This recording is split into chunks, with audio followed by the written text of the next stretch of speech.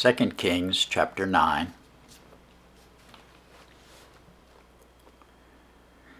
And Elisha the prophet called one of the children of the prophets and said unto him, Gird up thy loins, and take this box of oil in thine hand, and go to Ramoth Gilead. When thou comest thither, look out there Jehu, the son of Jehoshaphat, the son of Nimshi, and go in, make him arise up from among his brethren, and carry him to an inner chamber. Then take the box of oil, and pour it on his head, and say, Thus saith the Lord, I have anointed thee king over Israel. Then open the door, and flee, and tarry not. So the young man, even the young man the prophet, went to Ramoth Gilead. And when he came, behold, the captains of the host were sitting. And he said, I have an errand to thee, O captain. And Jehu said, Unto which of all us? And he said, To thee, O captain. And he arose, went into the house, he poured the oil on his head, said unto him, Thus saith the Lord God of Israel, I have anointed thee king over the people of the Lord, even over Israel. And thou shalt smite the house of Ahab thy master, that I may avenge the blood of my servants the prophets, and the blood of all the servants of the Lord, at the hand of Jezebel. For the whole house of Ahab shall perish, and I will cut off from Ahab him that pisseth against the wall, and him that is shut up and left in Israel. And I will make the house of Ahab like the house of Jeroboam, the son of Nebat, and like the house of Baasha, the son of Ahijah. And the dogs shall eat Jezebel in the portion of Jezreel, and there shall be none to bury her. And he opened the door and fled. Then Jehu came forth to the servants of his Lord. And one said unto him, Is all well? Wherefore came this mad fellow to thee? And he said unto them, Ye know the man and his communication. And they said, It is false. Tell us now. And he said, Thus and thus spake he to me, saying, Thus saith the Lord, I have anointed thee king over Israel. Then they hasted and took every man his garment and put it under him on the top of the stairs, and blew with trumpets, saying, Jehu is king. So Jehu the son of Jehoshaphat, the son of Nimshi, conspired against Joram. Now Joram had kept Ramoth Gilead, he and all Israel, because of Hazael, king of Syria. But King Joram was returned to be healed in Jezreel, the wounds which the Syrians had given him, when he fought with Hazael, king of Syria. And Jehu said, If it be your minds, then let none go forth nor escape out of the city, to go to tell it in Jezreel. So Jehu rode in a chariot and went to Jezreel, for Joram lay there, and Ahaziah king of Judah was come down to see Joram. And there stood a watchman on the tower in Jezreel, and he spied the company of Jehu as he came, and said, I see a company. And Joram said, Take a horseman, and send to meet them, and let him say, Is it peace? So there went one on horseback to meet him, and said, Thus saith the king, Is it peace? And Jehu said, What hast thou to do with peace? Turn thee behind me.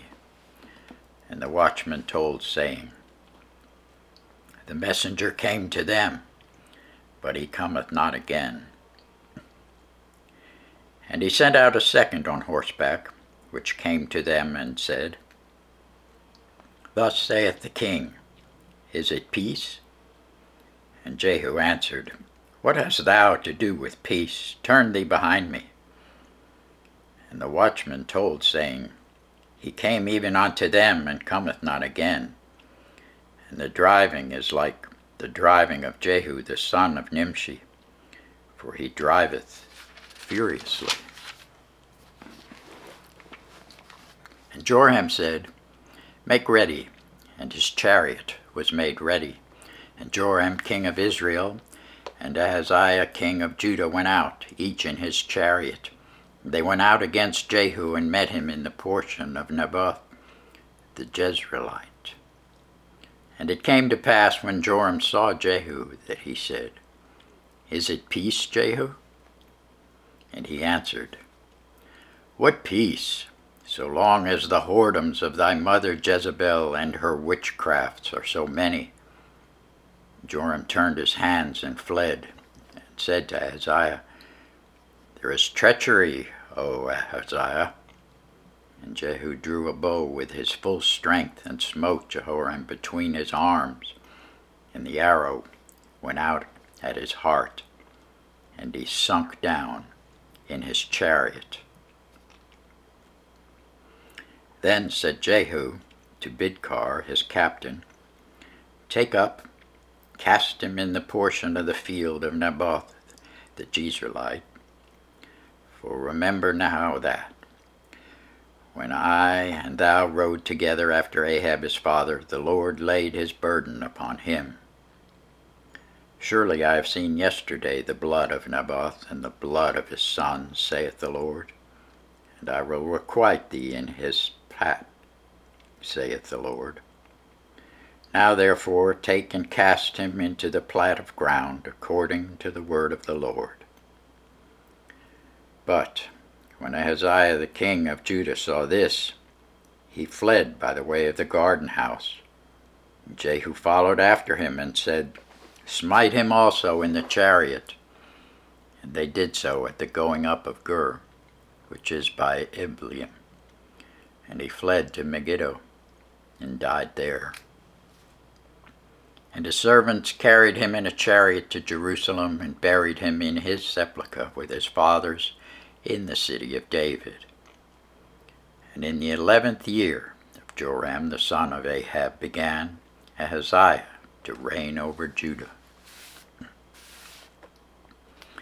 when Jehu was come to Jezreel, Jezebel heard of it. She painted her face, and tired her head, and looked out at a window. And as Jehu entered in at the gate, she said, Had Zimri peace, who slew his master? He lifted up his face to the window and said, Who is on my side? Who? And there looked out to him 2 or 3 eunuchs. And he said, Throw her down. So they threw her down, and some of her blood was sprinkled on the wall and on the horses, and he trode her under foot. And when he was come in, he did eat and drink, and said, Go, see now this cursed woman, and bury her, for she is a king's daughter. And they went to bury her, but they found no more of her than the skull, and the feet, and the palms of her hands. Wherefore they came again and told him, and he said, This is the word of the Lord, which he spake by his servant Elijah the Tishbite, saying, In the portion of Jezreel shall dogs eat the flesh of Jezebel, and the carcass of Jezebel shall be as dung upon the face of the field in the portion of Jezreel, so that they shall not say, This is Jezebel. Thanks be to God for his word.